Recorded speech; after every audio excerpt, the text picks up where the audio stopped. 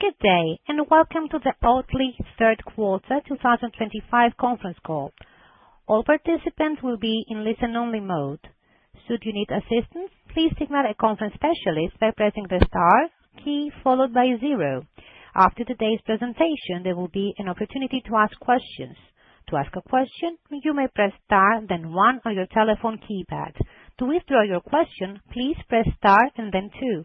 Please note, this event is being recorded. I would now like to turn the conference over to Brian Kearney. Please go ahead.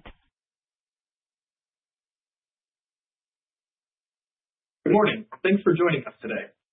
On today's call are our Chief Executive Officer, Jean-Christophe Flatin, our Global President and Chief Operating Officer, Daniel Ordonez, and our Chief Financial Officer, Marie-José David. Please review the cautionary statement regarding forward-looking statements and other disclaimers on slide 3, which are integrated into this presentation and includes the Q&A that follows. Please also refer to the documents we have filed with the SEC for a detailed discussion of the risks that could cause actual results to differ materially from those expressed or implied in any forward-looking statements made today. Also, on today's call, management will refer to certain non-IFRS financial measures, including adjusted EBITDA, constant currency revenue, and free cash flow. Please refer to today's release for reconciliation of non-IFRS financial measures to the most comparable measures prepared in accordance with IFRS. In addition, Oatly has posted a supplemental presentation on its website for reference. I'd now like to turn the call over to Jean-Christophe. Thank you, Brian, and good morning, everyone. Slide 4 has the key messages I want you to take away. First, I am proud to report that for the first time since our IPO, we drove profitable growth in the quarter with solid constant currency revenue growth and positive adjusted EBITDA. Second, we are seeing clear signs that our refreshed growth playbook is working, and we are driving positive category momentum in every market where we have fully deployed it. And finally, we are reaffirming our 2025 guidance. Turning to slide 5, this quarter marks an important milestone for Oatly as we achieved our first quarter of profitable growth. Achieving profitability reflects the disciplined strategic actions we have taken over the past 3 years to strengthen the foundation of our business. Since Daniel and I joined the company in mid-2022, our sales have increased by over 20%, and both our COGS per liter and total SG&A each have been reduced by over 25%. These results are the outcome of a company-wide effort to operate smarter, serve customers better, and position the company for sustained success as we execute our company's mission. A turnaround like this is not the making of just a few people. It has taken everyone throughout the company to deliver this result. And I therefore want to thank our entire team for their trust, dedication, and effort. To be clear, profitability is not our finish line. It's a marker of progress, a crucial credibility milestone, and even more important, a ramp-up for future profitable growth. On my first earnings call as this company's CEO, I spoke to the importance of balancing performance and purpose. I believe achieving profitable growth is validation that we can achieve our dual mandate of driving both purpose and performance. We see further potential ahead, and we are confident that the steps we have taken have set us on a path for durable, scalable, and profitable growth. This quarter's performance is a proof point of what this team can accomplish, and this is only the beginning of what's possible. Turning to slide 6, here you can see the results of the deliberate and disciplined execution of our refreshed growth playbook. Put simply, our refreshed growth playbook is working. Our European and international segments started to roll out this playbook last year, and it grew revenue by over 12% in the third quarter. And the North American segment has started to see early progress, especially in the food service channel, which is where execution of these playbooks begins. Daniel will go deeper on the topic, but we are pleased with the progress we are seeing so far, and we are doubling down on the execution of our strategy. On slide 7, we are reaffirming our 2025 guidance, and we remain on track to deliver our first full year of profitable growth. We continue to expect constant currency revenue growth of approximately flat to 1%, adjusted EBITDA in the range of $5 million to $15 million, and CapEx of approximately $20 million. We will continue to deploy our playbook while maintaining strong cost discipline. We believe this is a winning recipe for our company, and we believe we remain on the right path. Finally, slide 8 gives an update on our Greater China segment and the ongoing strategic review. Our Greater China business and our Greater China team continue to perform well, and it drove strong, profitable growth in the quarter. The strategic review is ongoing, and we continue to evaluate a range of options, including a potential carve-out, with the goal of accelerating growth and maximizing the value of this business. We continue to believe in the future potential of this business.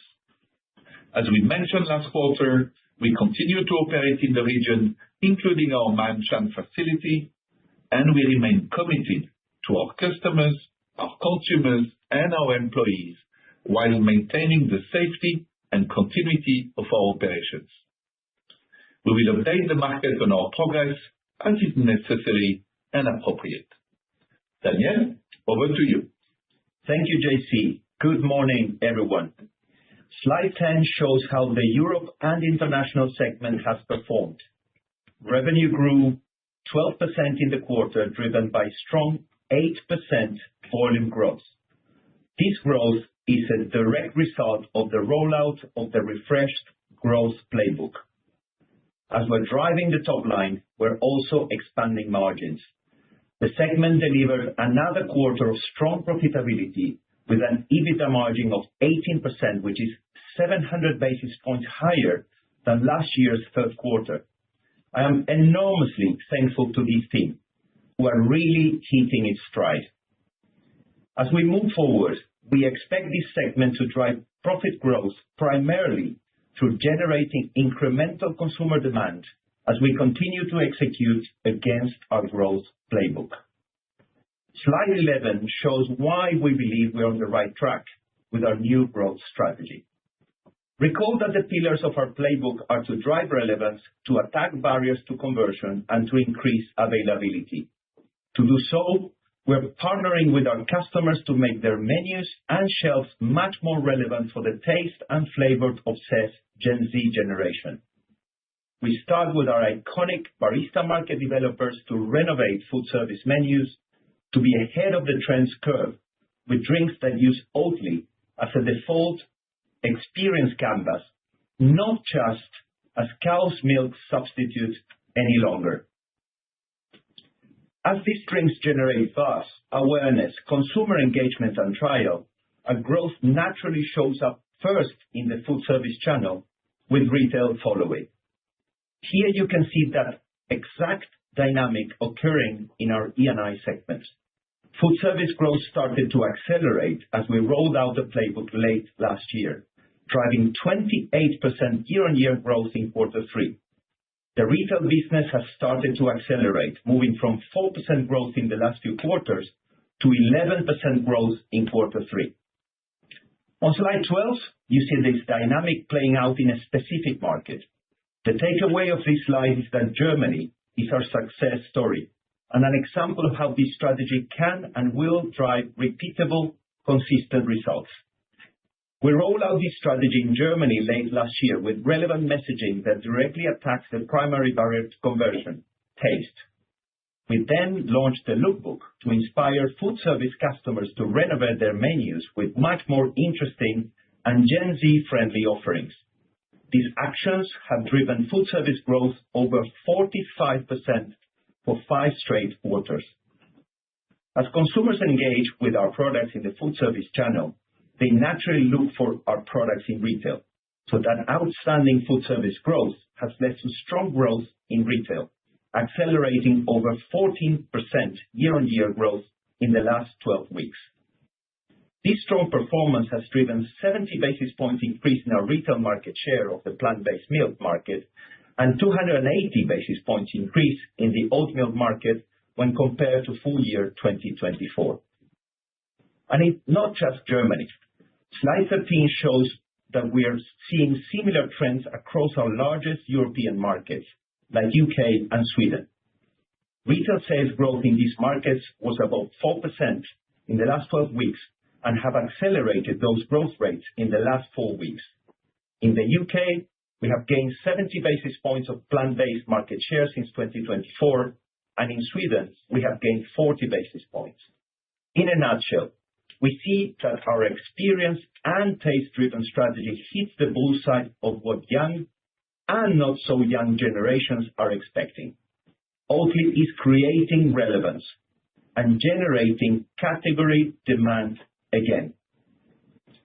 We see this strategy working not only in the big established markets, but also in our expansion markets, where we grew nearly 50% year-on-year in Q3 as we continue to create the category.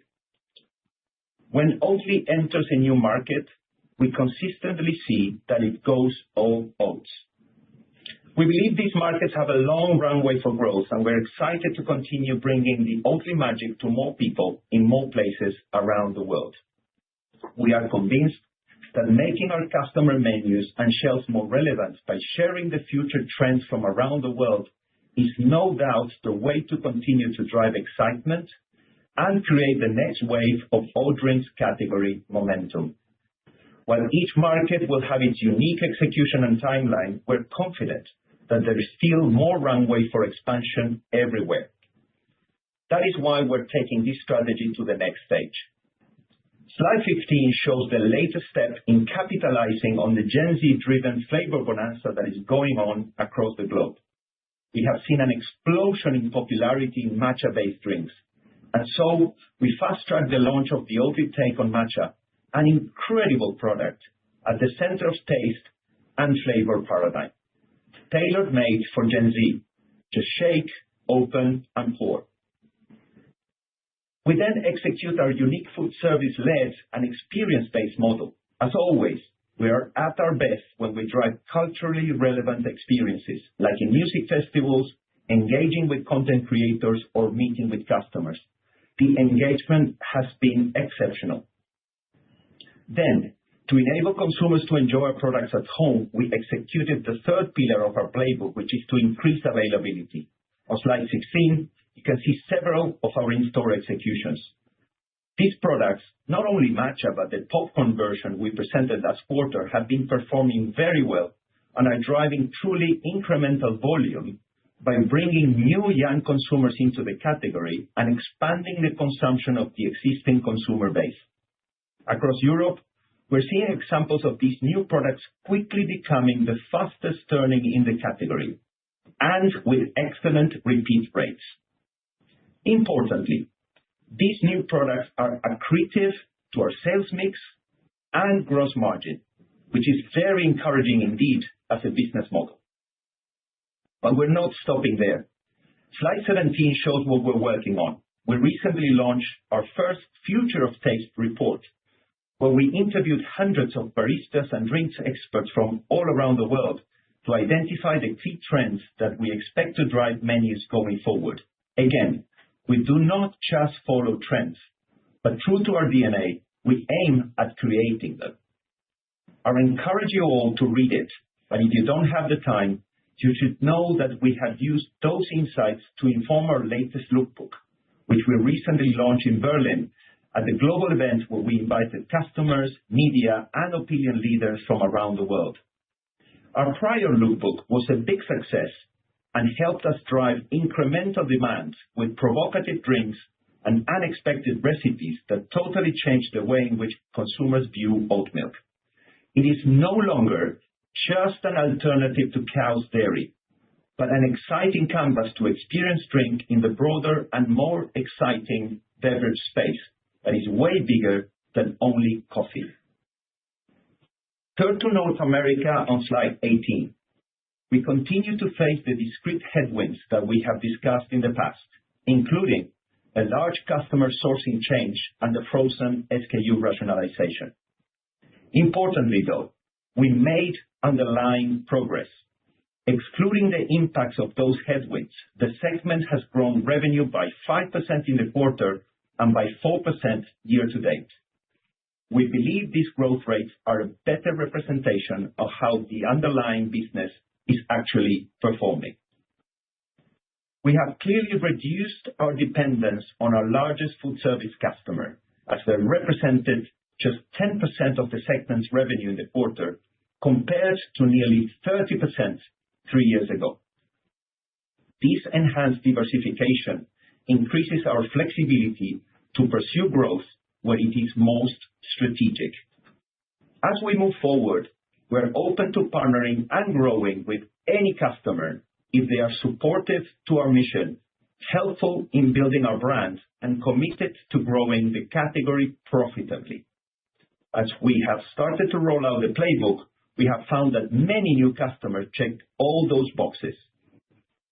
On slide 19, you can see that our North American food service business, excluding the largest customer, grew up by 11% in the quarter as we are building momentum with the playbook. Our relevant messaging using the unique Oatly voice to inform consumers that they are likely to prefer Oatly to cow's dairy. These executions are in super high traffic areas such as train stations you see on this slide. And then, when consumers are at their local coffee shop, they can now order interesting social media ready drinks that use oat milk as the default base. On slide 20, you can see we have also continued to make progress in retail, where total revenue increased by 4% in the quarter. This growth was helped by extending our relevant messaging to in-store executions. Additionally, I am excited to see the growth contribution by strong club sales, which have rapidly increased to 6% of the segment's quarter 3 revenue, compared to less than 1% in 2024. We're driving strong velocities, and we expect club to be a growth driver for us. Today, we're in 5 Costco regions, and we expect to add more clubs and more SKUs in the near future. While food service and club sales are not in the scanner data you track closely, these are high-quality channels that are very helpful in building our brand, growing the category, improving profitability, and ultimately delivering on our mission. As I mentioned last quarter, we are being thoughtful, deliberate, and disciplined in rolling out our playbook in North America. Given the success in Europe and international, we know what's possible. We continue to see that the underlying category, coffee, and consumer trends are extremely similar in both regions. However, our execution is a few steps behind, and we're still in the very early stages of rolling out our playbook. The US market is also more complex, and what we expect, we will continue to improve. We do not expect the growth acceleration to come as quickly as we have seen in the Europe and international markets. Make no mistake though, we are committed to driving the performance that we expect in this critical segment. And we're confident that with sharp, locally relevant execution, our playbook can drive strong, profitable growth in North America, but step by step. Turning to Greater China on slide 21. Our Greater China team continued to execute well in a challenging consumer environment. The segment posted strong growth in both channels. The food service business, which is the largest part of this segment, grew revenue by 18% in the quarter, and we maintain strong relationship with the largest coffee chains. We have continued to develop the retail channel with our entrance into club. In the quarter, the segment's retail volume reached an all-time high, and the segment drove positive adjusted EBITDA in the quarter and on a year-to-date basis. I am proud that the teams have remained focused on the business as we execute the ongoing strategic review. They have continued to build the business and service customers very well. I will now turn the call over to Marie-José. MJ. Thank you, Daniel, and good morning, everyone.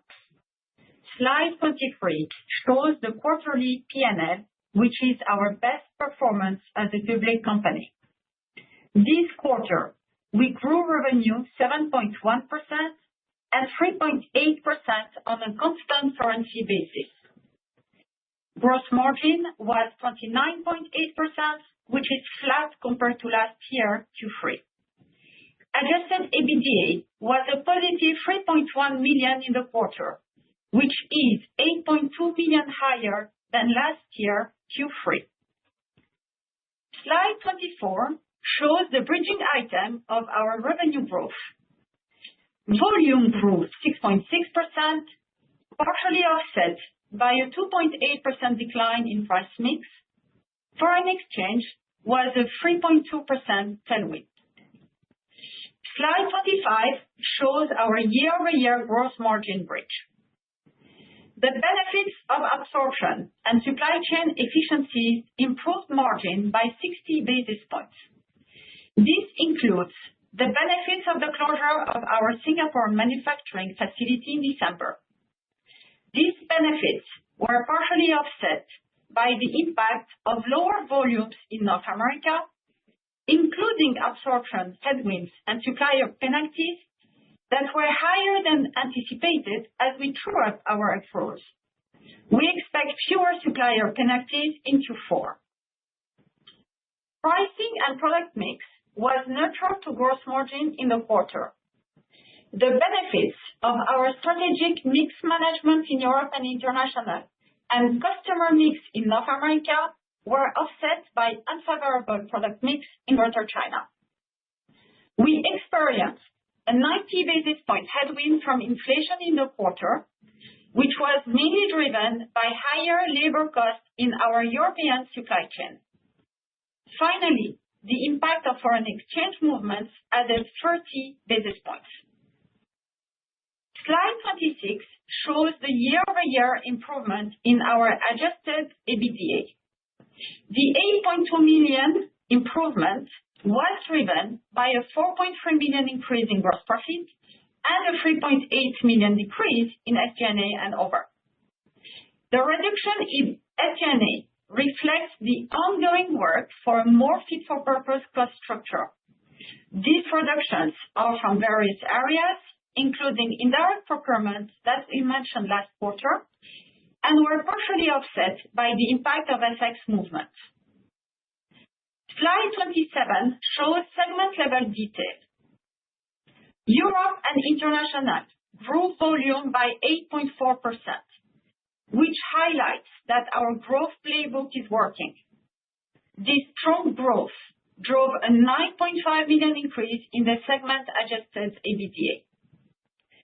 North America's 10.1% revenue decline was driven mainly by the change in sourcing strategy at a large customer. The segment's adjusted EBITDA declined $4.5 million compared to the prior year, which was mostly driven by the decrease in revenue. Greater China grew constant currency revenue by 28.7%, which was higher than we expected.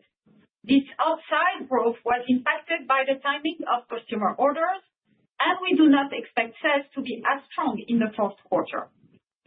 Corporate improved by $3 million as we continue to drive out costs. Turning to our cash flow on slide 28. In the quarter, free cash flow was a net cash outflow of $5 million, which is $22 million better than last year third quarter.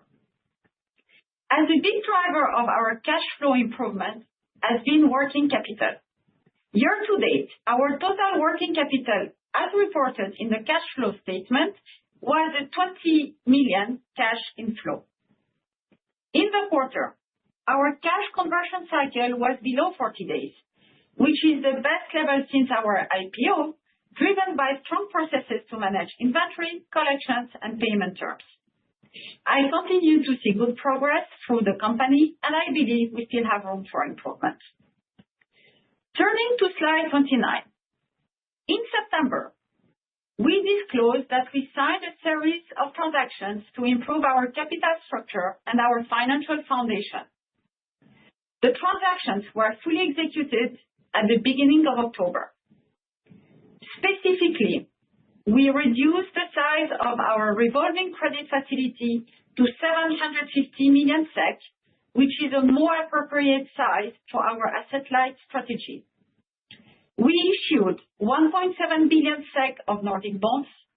We prepaid our term loan B, and we repurchased and canceled a portion of our convertible notes. These transactions will be fully reflected in our financial statements starting next quarter.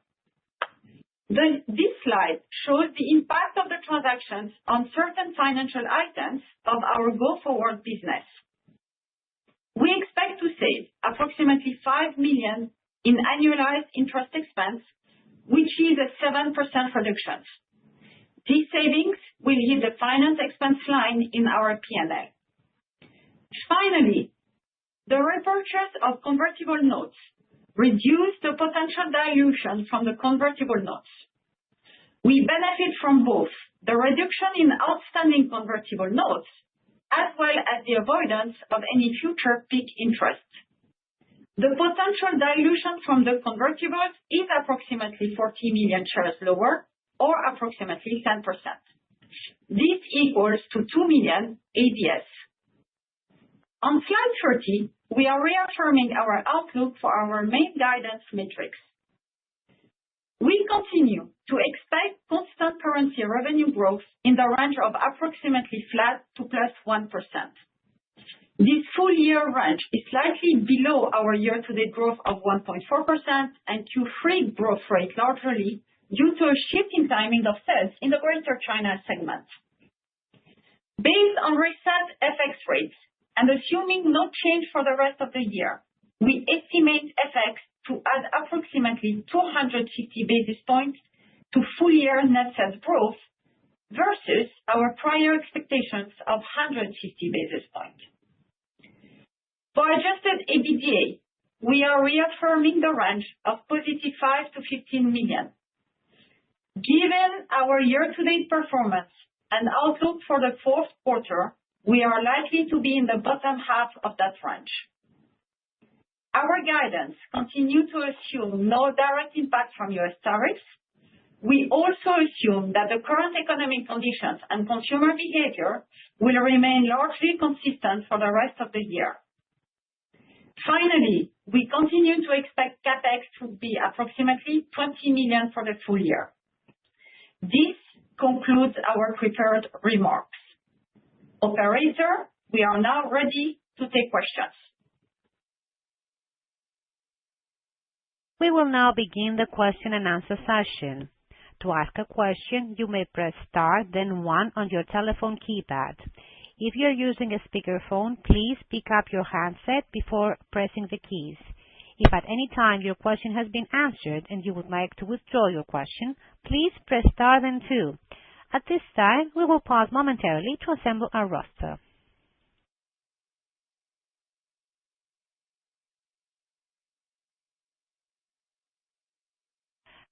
The first question comes from Andrew Lazar with Barclays. Please go ahead. Great. Thanks so much. Good morning. I guess first off, you were able to reaffirm your constant currency top-line sales guide for the year. It looks for very modest growth. That's obviously inclusive of some of the one-time headwinds in North America and the discontinuation of some of the frozen products in the region. It's obviously still early to give any specific 26 guidance, but as we start to lap some of these one-time headwinds in North America and momentum in Europe remains strong, how are you thinking through what sales growth might look like next year, and what are the sort of the key puts and takes to consider? And then I've got a follow-up. Thanks. Hi, Andrew. How are you doing? It's Daniel here. I will take your question if that's okay. As you said, it's early to talk about 2026, but this is how we're thinking about the business at the moment, and it's going in the direction you're suggesting. First, in Europe, we see solid continuity of the playbook that is clearly working. As we prepare in the prepared remarks, we see profit growth via demand generation. That's what we see in Europe, and I will unpack it for you a little bit. In the U.S., we will continue to see step-by-step progress. That's the way we see, without the one-offs, right, that we will be lapping eventually in 2026. So how to think about Europe and how to think about profit growth via demand generation? I think it's a combination, Andrew, of a much stronger portfolio with focus on new usage drink occasions that are really allowing the taste strategy to bring more exciting recipes to food service customers and grow share of shelf. The growth of share of shelf in retail is very significant at the moment. To that, you should add an increase of the critical mass of the expansion markets. So as Oatly growth returns, so does the category. That's what we are looking in Europe at the moment. And we're confident that with the new playbook, the category growth overhaul will take a little bit of time, but we're already seeing very, very concrete signals that we're in a good path. When it comes to the U.S., as I was just saying, we see progress. If you exclude the one-off effects, we see the highest sales on records in both channels, retail and food service. We continue to outperform the market and also competitors in a market that continues to show softness in retail. And I underline in retail. Why do I underline in retail? Because, of course, you have to expect, Andrew, a bit of a one-off portfolio delisting to continue to hit us for the rest of this year and the start of 2026. Normally, we should be lapping that and start with a clean base as of Q2. And then you will see some new distribution coming. So there is more distribution to go as of Q1 2026. Second to that, you need to add clubs. Clubs is an exciting prospect.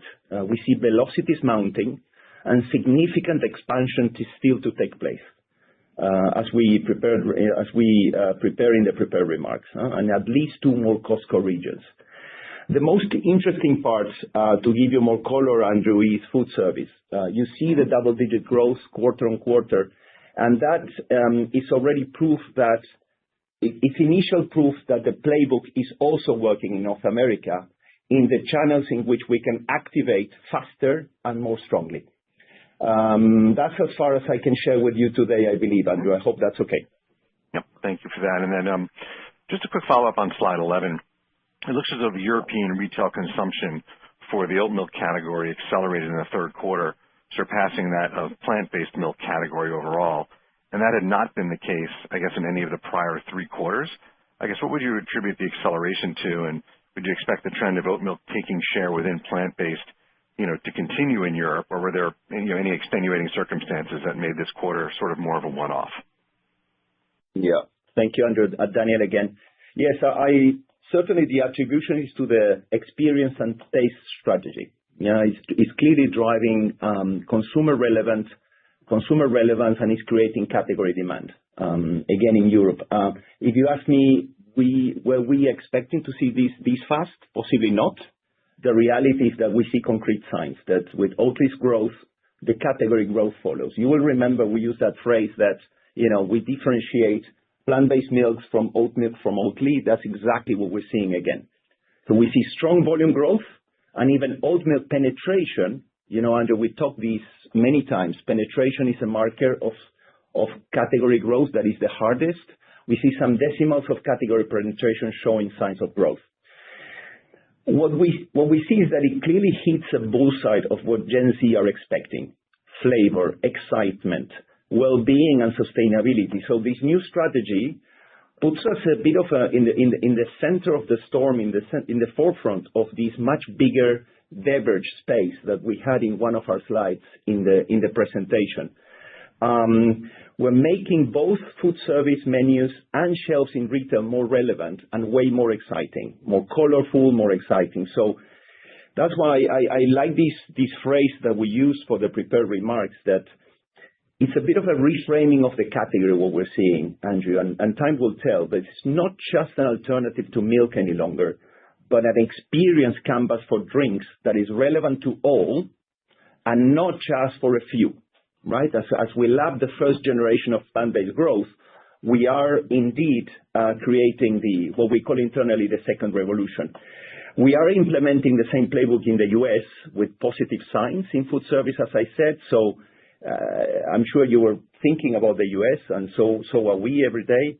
The US being a bit more complex, so it will take a bit longer to close the cycle in retail, which is a much more slow-moving channel.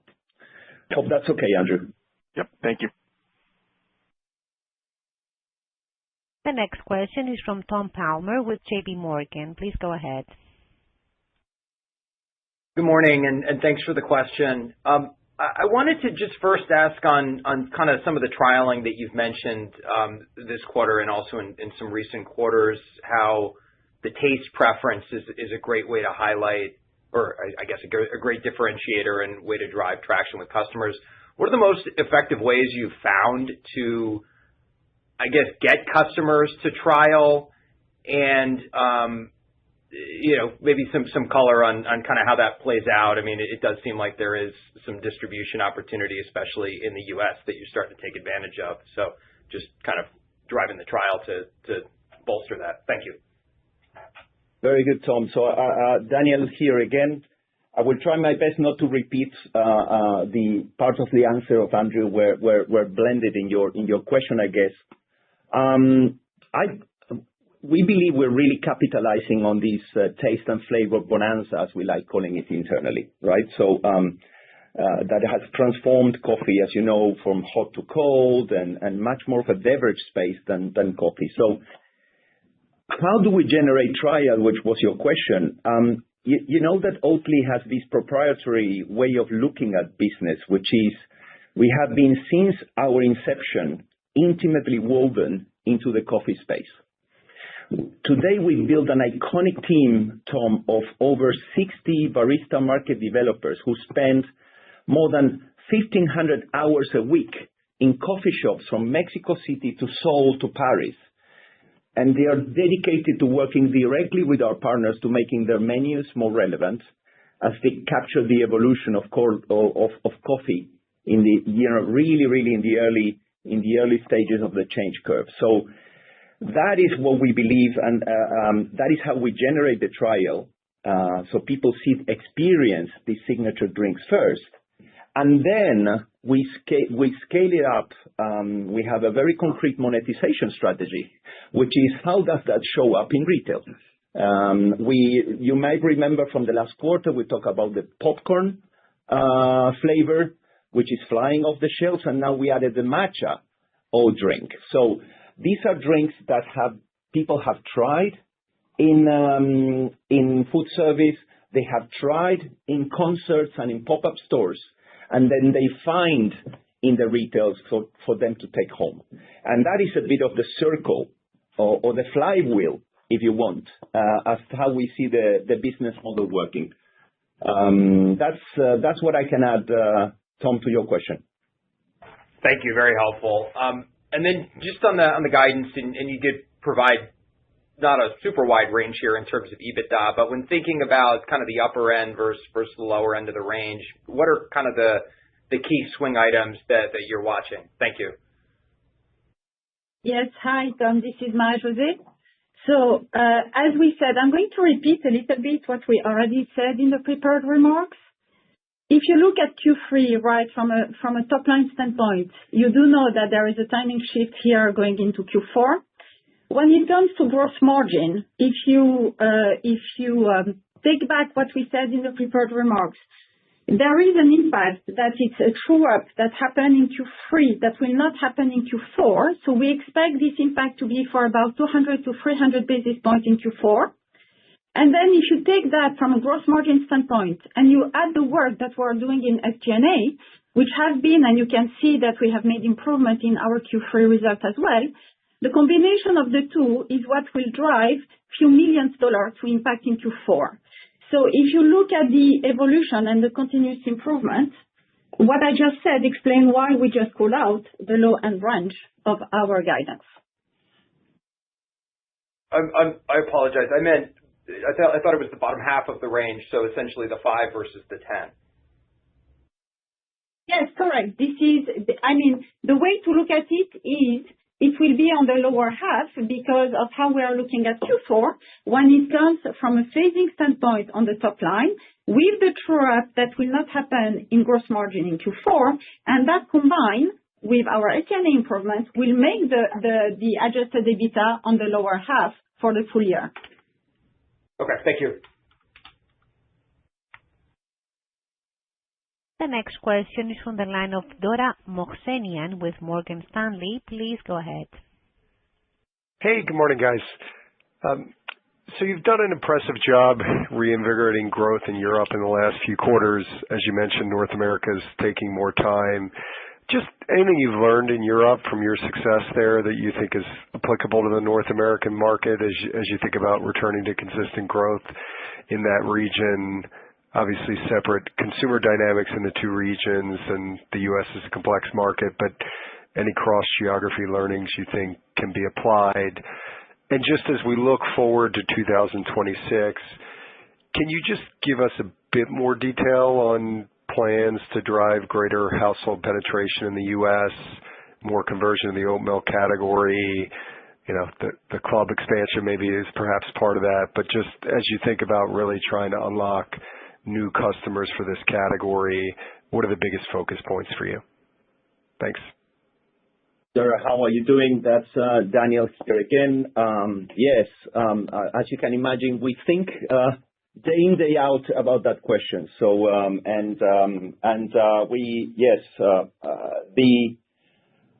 the way which I would like to start addressing that is that we are confident. We're very confident that we will be able to drive strong and profitable growth in the U.S. We strongly believe, and I will unpack it for you. We believe it's a matter of when, as opposed to a matter of if, right? So why, the first part of your question, why do we believe that is the case? Well, first, you see, because we see that the evolution of the European and the American consumers in our space is fundamentally similar. I underline in our space, right? Based on the hard evidence of the underlying consumer trends and the real life experience or pulse check we have from our barista market developers. You saw where I answered to Tom. We have over 60, barista market developers in different cities in the world scanning how is the change curve happening. And the 3 points that substantiate that there are the coffee space. It has developed identically in both regions, from hot to cold and into experiential beverages. You see exactly identical trends. And you see a lot of customers now pivoting from London to New York in the food service space, for instance, right? So that's number one. Number two, younger consumers, Gen Z, but then the alphas, are obsessed with flavor and taste. Obsessed. And number three, as we have mentioned in a couple of quarters ago, the preconceptions on taste for plant-based drinks are the number one barrier to conversion in both regions. When we do blind tests in dairy versus Oatly, we see that both in the US and in Europe, in many markets, the same 50% preference for Oatly everywhere. So that's the fundamental. The second one is that we see it working already in coffee and food service. So remember that when we look still, when you look at these segments, we are navigating headwinds that have to do with this large customer that I want to underline now represents only 10% of our revenue, and also some delistings of adjacencies that didn't fully work, right? So when you remove that, we see it working in coffee and in food service, where customers are more receptive to the strategy I was describing there, and so we can move faster. So we do believe that the taste-focused approach is the right approach for the U.S., and of course, we're adapting the nuances on taste, and we're adapting to nuances on formats. We are under no illusion that things are identical when it comes to the product offering in both markets. Now, I will pause there to say what are the differences. The U.S. market is very large and more complex. The most notable difference there is the timing of shelf resets at retail. Typically done once a year and very, very strict and narrow windows. So while of these differences and complexities might make progress lower than in Europe, and it will, inevitably we believe, the important thing is that we understand the differences and we set the course in the right direction. So we expect progress, but step by step.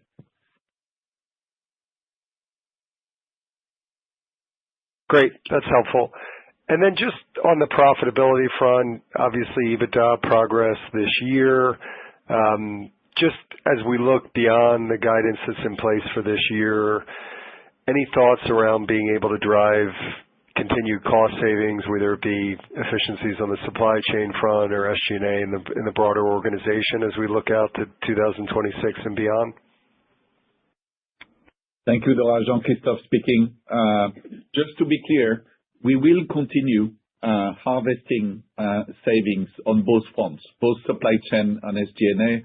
What was initially 2 to 3 years ago a turnaround urgent necessity has become a permanent daily mindset.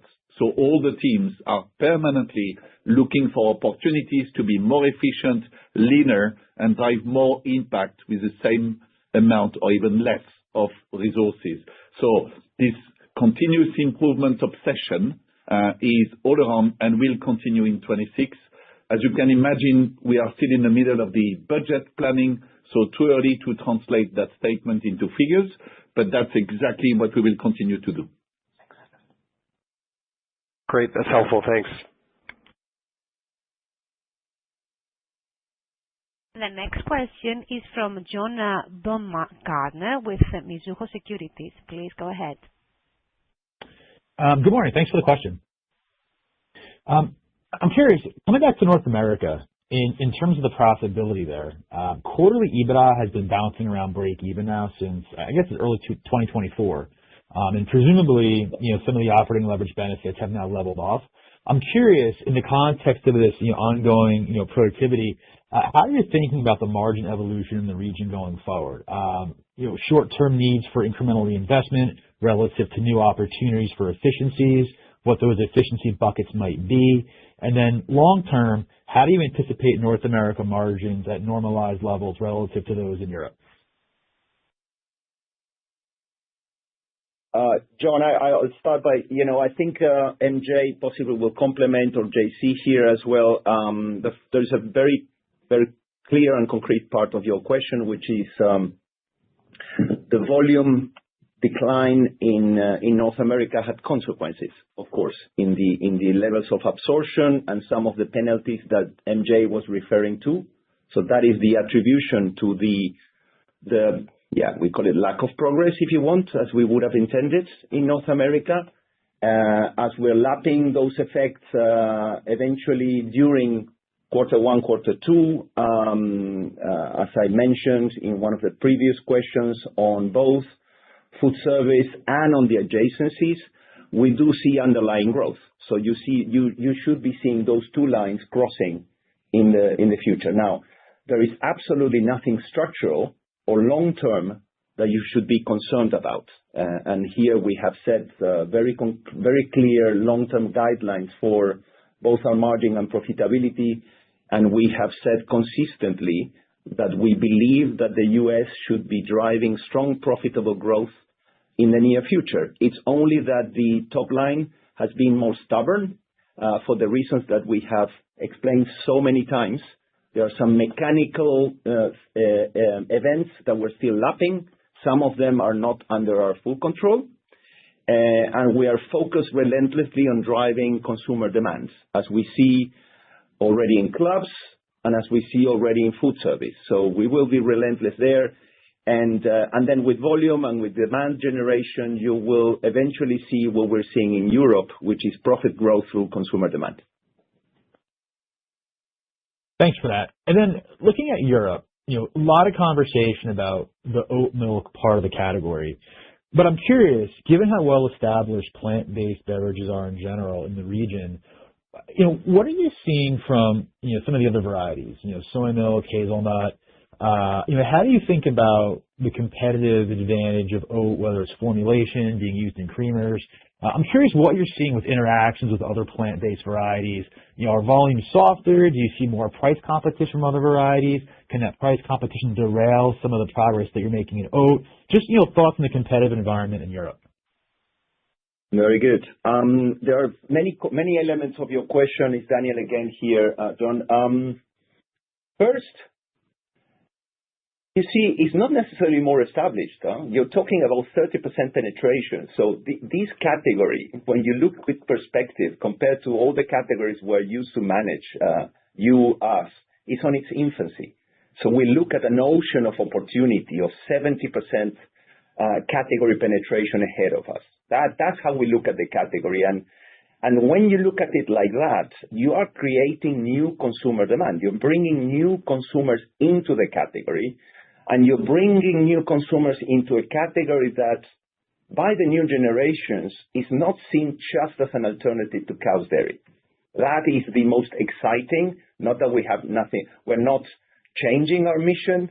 Our mission is still identical, and we believe in our mission. It's just that bringing more people into this category takes a different playbook. So that is the most important part of addressing your question. Then, as coffee evolves into beverages and new, Gen Z and Alpha are kicking in, yes, you see some other crops evolving, but from a very, very small base. The reality is, as I said, I believe to Andrew at the beginning, the macro dynamic we see in Europe, whether it's in the established market for Oatly on the new, is Oatly outgrows the oat milk category, and then that drives plant-based milk penetration and growth. That's the phenomenon we see today. Then the third angle to your question is pricing. You see, we command a strong premium in Europe. We have said this many times. There will always be space for pricing and private labels. That's not our market. And we respect consumers that go for price. That's not our game. We are in a value game, and we feel very, very comfortable in it. And we're driving growth and profitability in it. So that is, in a nutshell, the way we see at Europe at the moment. Great. Thank you for that. The next question is from Samu Wilhelmsson with Nordea Markets. Please go ahead. Hi, and thank you for taking my question. Perhaps one question from my side. Looking at the financials sequentially, we didn't see any improvement in free cash flow from Q2, despite the decrease in the cash conversion cycle. I'm just curious that how much there is still to squeeze from, and what you would expect to be the magnitude for the next improvement in the coming quarters regarding the free cash flow. Hi, Samu. This is Marie-José. So look, since I joined Oatly 2 years ago, I've been repeating how cash is important to me and to the company. And this quarter, as you just mentioned, is another proof point of how much we are progressing on that field. So how to look at it? You know that we've been working through a couple building blocks. First one, of course, is to continue our P&L profitability journey. Second is definitely to double-click on good practices and processes. And we do know that we have room for improvement when it comes to working capital. You saw the slide on the deck that as well showed the improvement we're making, not only from a free cash flow, but as well on the cash conversion cycle. And then on top of that, we remain disciplined on CapEx, and you saw that as well as we go. So I'm not going to call any numbers or any evolution, but if you take all those building blocks and you look at how we have been continuously improving, it's a matter of time. We are on track. We are delivering our business plan. We are fully funded. It's a matter of time. This is all what I can tell you. Okay, understandable. Thank you very much for that. Thank you.